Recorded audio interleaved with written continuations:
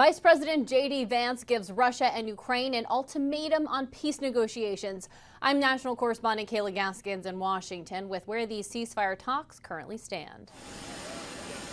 High-level talks to bring the war in Ukraine to an end fell apart Wednesday after Secretary of State Marco Rubio and Special Envoy Steve Witkoff opted not to attend the London meetings. Patience running thin from Vice President J.D. Vance, who spoke to reporters in India. We've issued a very explicit proposal to both the Russians and the Ukrainians, and it's time for them to either say yes or for the United States to walk away from this process. The London talks stalled after Zelenskyy pushed back on a part of the U.S. plan that included Washington recognizing Crimea as part of Russia. On Wednesday, Zelenskyy called the deal absolutely reasonable and possible, but only if Russia agrees and stops the killing. Well, that didn't stop Trump from blaming Zelenskyy for the negotiation stalemate, saying his comments do nothing but prolong the killing field. The U.S. presented what it calls Trump's final offer to both sides last week. The terms would require major concessions on both sides. But we want the killing to stop, and the only way to really stop the killing is for the armies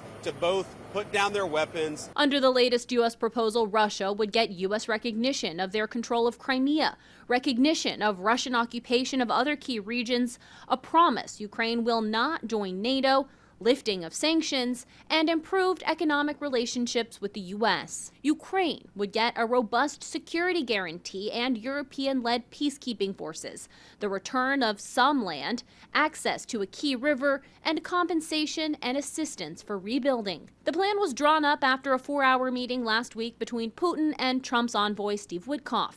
Putin indicating an openness to dealing directly with Zelenskyy, telling reporters on Monday, "We need to sort this out, maybe even bilaterally." Trump's final offer also reportedly references a U.S.-Ukraine minerals deal, which Trump has said will be signed this Thursday. In Washington, I'm Kayla Gaskins.